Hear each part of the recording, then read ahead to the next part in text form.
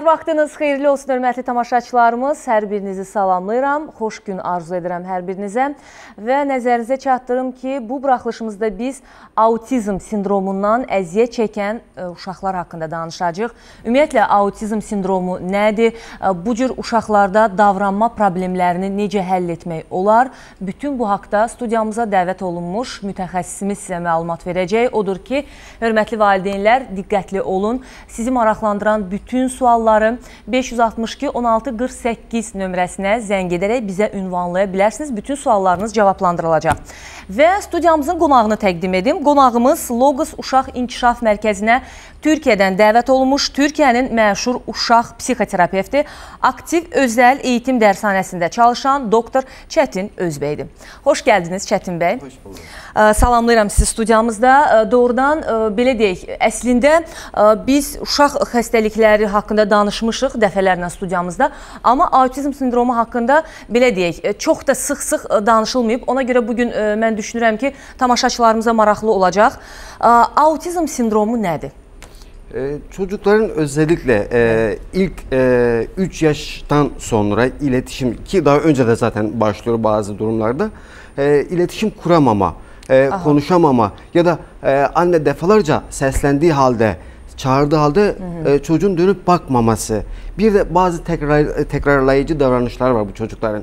El sallama, kol sallama ya da özellikle dönen cisimlere saatlerce bakma ya da eline bir nesneyi alıp, bir kağıdı alıp gün boyu bunu sallama, buna benzer birçok semptomu olan bir bozukluktur. Aynı zamanda sosyal anlamda da sorunlar vardır. Herhangi bir kalabalığa girdikleri zaman orada iletişim kurmaktan, diğer insanlarla etkileşim içerisine girmekten kaçınırlar. Yani autizm bu bir uşaqlarda olan əqli gerilik deməkdir, hə? Yani aklı gerilik değil. Bazı uşaklarda, autizm uşaklarda aklı gerilik de var ama bu ikinci bir engeldir. Yani asıl engel insanlarla iletişim kuramamak, bir de toplumun içerisine girememek. Yəni belə deyək, əslində onlar əqli geri qalmaya bilərlər, amma psixoloji bir problem olan uşaqlardır, hə? Yəni bu psixoloji problemdirmi? Bir çeşit yani gelişimsel gerilik olarak biz bunu tanımlıyoruz. İnsanlarla hani siz konuştuğunuz zaman size cevap vermeyebilir. Konuştuğu halde cevap vermeyebilir. Autizmli uşakların yarısı, yani 100 uşaqdan 50'si hayat boyu hiç konuşmaz. Yəni belə deyək, növləri var. Hə, bunun növləri var. Növləri haqqında da danışacağıq. Mən niyə bu sualı belə verirəm? Yəni təkrar. Bəzən autizm sindromlu uşaqların valideynlərini, xüsusən də anaları günahlandırırlar ki, sənin bir günahın olub və ona görə sənin uşağında bu sindrom var. Yəni ona görə mən dəqiqləşdirmək istəyirəm ki, autizm nədir? Bu psixoloji gerilikdir, bir fiziki gerilikdir, nədir bu? Ona görə istədiyim bir aydınlıq gətirək. Evet, autizmin ilk tespit edildiği yıllarda derlerdi ki analar uşaklarla iletişim kurmuyorlar, onları sevmiyorlar, kucağına almıyorlar. O yüzden çocukları autizmli oluyor. Ondan sonra baktılar ki annenin hiçbir suçu yok, hiçbir günahı yok. Bu tamamen çocuğun gelişimiyle ilgilidir. Yani anne hamilelik döneminde. Yani doğuştan mı olan bir şeydir? Doğuştan olan. Yani hatta genetik yatkınlığı yüksek olan bir şey. Yani bu ta genlerde mesela akrabalarda da çıkabiliyor bu durum. Bir başka akrabadan da çıkabilir de hiç kimse de yok. Bir bakıyorsunuz ki çıktı. Hiç sebebi belli değil. Səbəbi bəlli deyil. Evet. Çətin bəy, çox maraqlıdır ki, bax neçə yaşdan etibarən artıq özünü biruzə verməyə başlayır. Məsələn, təbii ki, doğularkən körpədə hələ elə bir şeylər aşkarlamaq qeyri-mümkün olar. Körpədir, yəni bu yatır, durur, ağlayır, normal. Normaldir. Amma neçə yaşdan etibarən dediyiniz əlamətlər artıq özünü biruzə verməyə başlayır? Özellikle hani 1 yaşından sonra anne çocuğunu çok dikkatli izlemeli. Hani seslendiği zaman çocuk dönüp bakmıyorsa, anne kucağına alıyor ama kucakta durmak istemiyor. Yere gitmek istiyor. Ya da anne yani kaçır. Anadan kaçır. Anne seslendiği zaman bakmıyor. Anne zannediyor ki çocuk sağır, kulakları işitmiyor. Alıp doktora götürüyor. Çocuğun kulağında bir şey mi var? Bakıyor kulağında bir şey yok.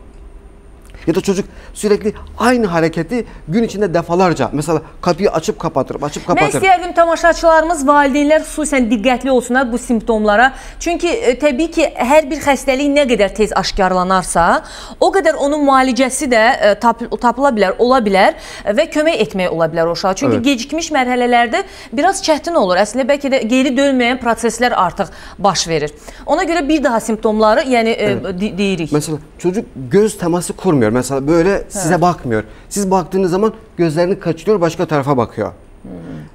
Bunun dışında 2 yaşına geldiği halde, dişleri olduğu halde çiğnemiyor. Sürekli sıvı gıdalarla besleniyor. Buna benzer birçok septom vardır. Çok mudur belə uşaqlar? Ümumiyyətlə, bax, Türkiye'de çok mu belə uşaq? Yani, şöyle söyleyeyim, yapılan son araştırmalarda her 100 çocuktan birinde autizm var. 100 çocuktan? 100 çocuktan. O yüzden autizm çocukların inkişaf edebilmesi için, gelişebilmesi için, yani tez ilerlemesi için erken eğitim alması şart. Aha. Bu da çok önemli. Yani erken eğitim... Eğitim dediğiniz yani məşğələlər keçirilməlidir. Xüsusi yəqin ki bu uşaqlarla. Yani işte muallimle beraber, müəllimlər psikologla olmalıdır. beraber ya da işte terapistle beraber çalışması, yani çocuğun oraya götürülmesi ve orada sürekli eğitim alması. Ama kompleks şəkildə psixoloq, digər, mesela bir logoped lazımdır mı uşaq Tabii üçün? ki. Belli bir şeyden sonra da logoped de lazım. Yani bir ekip çalışması olması gerekiyor. Sadece bir değil. Hani nörolog var bu işin içinde. Ekip çalışmasının içerisinde. Çocuk gelişim uzmanı var. Bizde özel eğitim öğretmede uzman diye geçer. İşte psikolog olması lazım. Hep birlikte bu çocuğun gelişimine katkı sağlamak lazım. Bir de eğitim dediğimiz zaman yoğun bir eğitim olması lazım. Hani bir çocuk hastalanır, anne belli aralıklarla haftada bir ayda bir doktora götürür. Bu öyle bir şey değil. Bu çocuğun her gün eğitim alması lazım. Gelişme gösterebilmesi için. Ama bu da yani önemli olan bir nokta, eğitimin hangi çocuğa ne kadar sıklıkla ve ne verilecek? Yəni bu artıq növündən asılıdır yəqin ki. Biz bu haqda danışacağıq, növləri haqqında danışacağıq. Mən tamaşaçılarımızın nəzərinə çatdırım ki, Logos Uşaq İnkişaf Mərkəzinin dəvəti ilə Türkiyənin məşhur uşaq psixoterapevti, aktiv özəl eğitim dərnəyində çalışan Doktor Çətin Özbəyin 2 günlük seminarına dəvət edir Logos Uşaq İnkişaf Mərkəzi, hörmətli tamaşaçılarımız. Və seminarda nələr olacaqdır, hansı üzrə təlim veriləcək, nələr üzrə? Autizmli uşaqlarda davranma və problem davranışlarının həll olunması, autizmli uşaqlarda davranma xüsusiyyətləri, autizmli uşaqların özünə qulluq qabiliyyətinin inkişaf etdirilməsi və valideynlər uşaqları da gətirə bilərlər, yoxsa necə? Məsələn, biraz ətraflı danışaq. Buyurun. Uşaqların gəlməsinə gerek valideynlər, anneler gelebilirler. Hatta yəni təlimat verəcəksiniz, seminar keçirəcəksiniz ki, treyning kimi, yəni ki, siz necə davranmalısınız bu uşaqlarla? Evet. Əslində bu çox önəmlidir, çünki bu cür yəni uşaqları olan autizm sindromundan əziyyət çəkən uşaqların valideynləri də çox əziyyət çəkirlər. Onlarla davranma necə olmalıdır? O uşaqları cəmiyyətə adaptasiya etmək necə olmalıdır? Və o valideynlər təbii ki, o gərginliyi öz üzərindən götürməlidirlər ki, uşaqlarını da inkişaf etdirə Əslində onlardan hər şey asılıdır. Onun üçün əziz valideynlərimiz, bax bu seminarı qaçırmayın. Doğrudan da gözəl bir şanslı, fürsətdir. Bunun üçün Logos Uşaq İnkişaf Mərkəzinə müraciət edə bilərsiniz. Mən onu qeyd edim ki, seminar 27-si 9-cu ay, yəni bax bu ay, sentyabr ayı 27-28 tarixlərində keçiriləcək. Ünvan və əlaqə nömrələri də telefonlarda görürsünüz. Biz davam edək. Gəlin növləri haqqında danışaq. Autizm növləri. Buyurun. Birincisi ağır otizm dediğimiz, yani tipik otizmdir. En ağırı budur. Daha sonra işte Rett sendromu var. Bu çok az görülür. Dezintegratif çocukluk bozukluğu vardır. O da az görülür. Atipik otizm var. Asperger sendromu var. Mesela toplumda da birçok birey vardır. Asperger sendromudur. İşte bilim adamıdır. Okumuştur ama insanlarla iletişim yok. Mesela Einstein'ın autizmli olduğu düşünülüyor. Tarihte birçok ünlünün autizmli olduğu biliniyor. İşte Beethoven'ın... Amma buna baxmayaraq, siz bayaq qeyd elədiniz ki, onlar əqili geri qalmayıblar. Doğrudan da belə görürük ki, bəzi dahilərin elə bu sindromdan əziyyət çəkdiyi var imiş, amma onlar yaradıblar. Böyük şeyler yaradıblar əslində. Aha, buyurun. İşte, ama ağır olan autizmler anneler için çok zorlayıcı bir çocuk olabiliyorlar. Anne çok ızdırap çekebiliyor. Bir de bu durumda annelerin şöyle bir durumu vardır. Hem dışarıdan anne suçlanıyor. Senin günahın kim bilir neydi? Çocuk bu duruma geldi. Bir de evde baba çocuğu tamamen anneye bırakıyor. Yani bütün sorumluluk annede kalıyor. Anne gün boyu hem o çocuk hem ev işi hem diğer çocuklar. Bir süre sonra anne de bunalıyor. Annenin de psikolojik desteğe ihtiyacı oluyor. Eğer annenin psikolojisi bozulursa çocuğa da yansır, kocaya da yansır, diğer çocuklara da yansır. Ve böylece bütün ailenin psikolojisi bozulur ve çocuğun gelişmesi de engellenmiş olur. Bu sebeple bütün annelerin imkanları olduğu sürece psikolojik destek alması lazım. Bunun üçün də təbii ki, Logos Uşaq İnkişaf Mərkəzi, hörmətli tamaşaçılarımız, Türkiyənin tanınmış psixoterapevti doktor Çətin Özbəy 2 günlük, yəni 2 günlük dedikdə 2 günlük seminarı olacaq, amma hal-hazırda dünəndən gəlmişsiniz deyəsən Çətin Bəy. Bəli, buradadır. Burada da 3 gün Logos'un eğitimcilerine onlarla birlikte çalışacağız. Uygulamalı eğitim yapacağız. Bəli. Logos Uşaq İnkişaf Mərkəzinin mütəxəssislərini də buradan salamlayıram. Doğrudan gözəl mütəxəssislər var. Daima bizə həm Xəzər televiziyasında, həm Xəzər FM-də bizim valideynlərimiz üçün çox faydalı məsləhətlər verirlər. Bu çox önəmlidir bizim yəni valideynlərimiz üçün. Əslində bəziləri bəzi səbəblərdən bəlkə həkimə gedə bilmirlər, amma nə yaxşı ki proqramımız var. Yəni biz buradan onlara çatdırırıq bəzi məsələləri, bəzi yəni problemlərin həlli necə olmalıdır, qismən olsa da çatdırırıq. Və Çətin bəy, bu uşaqların cəmiyyətə adaptasiyası necə olmalıdır? Düzdür, təlim keçməlidirlər, psixoloqlara getməlidir, amma bu insanlar, yəni əslində baxırsan ki, normaldırlar, amma bəzi anormal bir şeyler de var onlarda. Onları cəmiyyətə necə adaptasiya etmək lazımdır? Evet. Bunun için anneye çok iş düşer, babaya çok iş düşer, evde aileye çok iş düşer. Çoğu zaman anneler bu çocuklarını özellikle kapatırlar eve. Bəli. Sadece işte okula götürürler ya da terapi merkezine götürürler, oradan da eve getirirler. Başka hiçbir yere götürmezler. Çünkü bazı çocuklar saldırgan olabilir. Aslında saldırgan değil. Çocuk hiçbir yere gitmiyor, eve kapanmış, hiçbir şey yapmıyor ve sıkılıyor. Biz olsak dahi eve kapatırsak bize sıkılırız. Normal uşaqları belə daimi evdə saxlasalar, onlar da cəmiyyətə çıxdıqda özlərini necə aparacaqlarını bilməyəcəklər. Tabii ki. Yani çocukluktan itibaren. Bəli. Yani onları yine cemiyetin içine sokacaklar. Nasıl davranacaklarını yapacaklar. Bir de ev içerisinde o çocukların yapabilecekleri beceriler öğretecekler.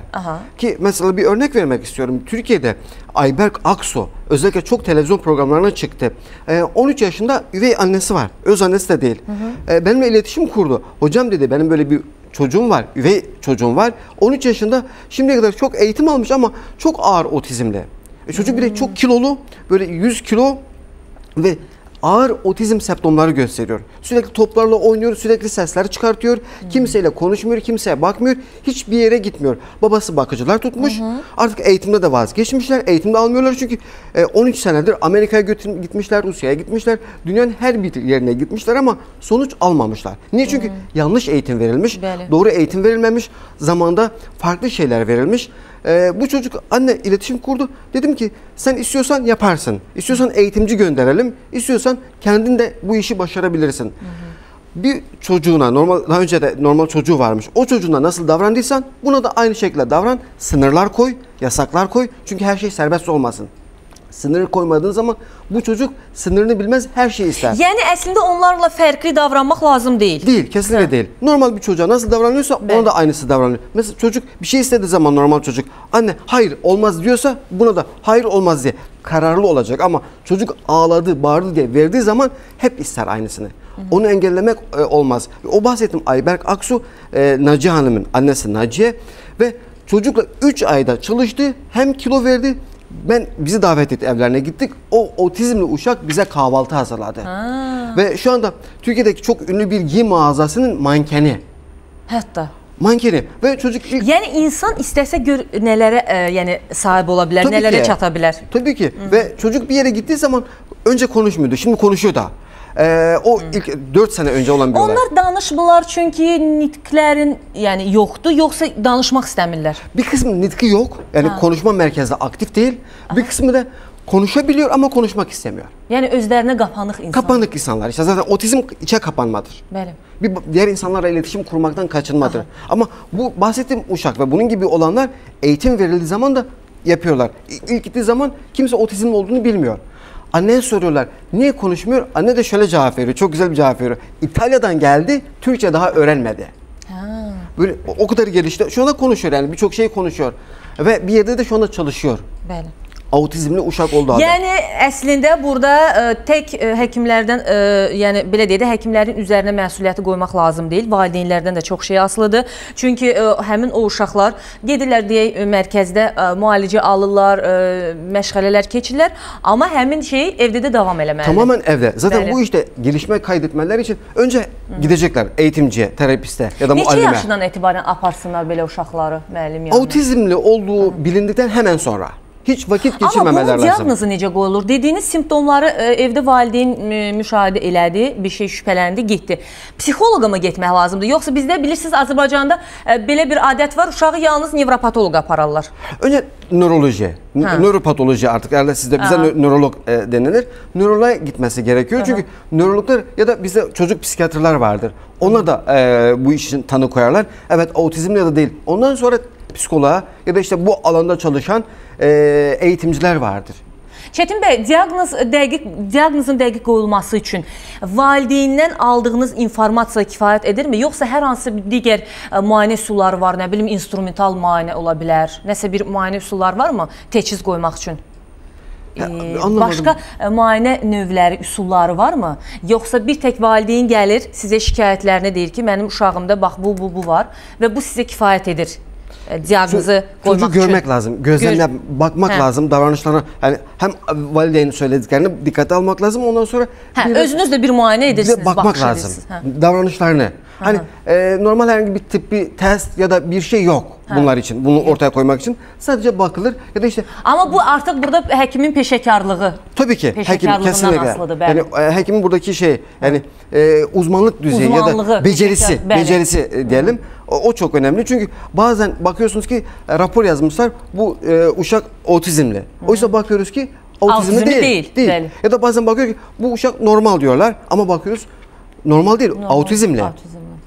Çetin Bey, yeri gəlmişkən siz indi bir neçə gün Bakıda olacaqsınız, seminar olacaq, valideynlərimizi də buradan çatdırdıq.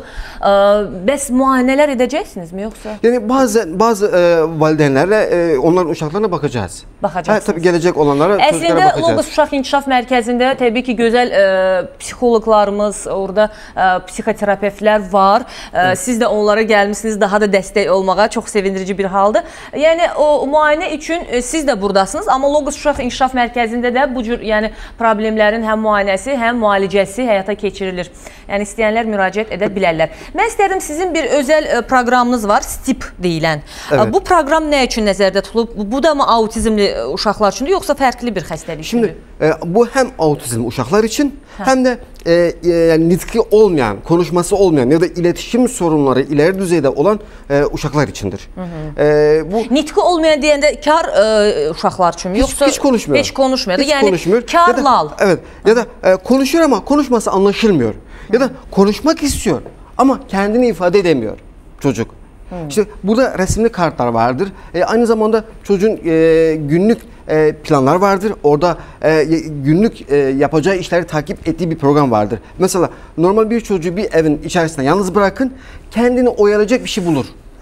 Ama otizmli çocuğu koyduğunuz zaman bulmaz, takıntılarını devam ettirir ya da problem çıkartır. O yüzden bu çocuklar için bu program gün içinde ne yapması gerektiğini gösteriyor, onunla öğretiyoruz. Çocuk kimseye ihtiyaç duymadan programı takip ederek ne yapması gerektiğini ifade ediyor. Bir de bir şey istediği zaman, ihtiyacı olduğu zaman hemen sizin yanınıza geliyor ve resimli kartlar vardır, şekiller vardır. Aynen. O şekilli kartları, işte aparatlar vardır, koyuyor, size gösteriyor. Siz hiç tanımasanız, otizmi bilmeseniz dahi geldiği zaman o otizmli uşağın sizden ne istediğini ne anlıyorsunuz. Çetin Bey, danışmayan autizmli uşaqlarda nitqi inkişaf etdirmək mümkündürmü?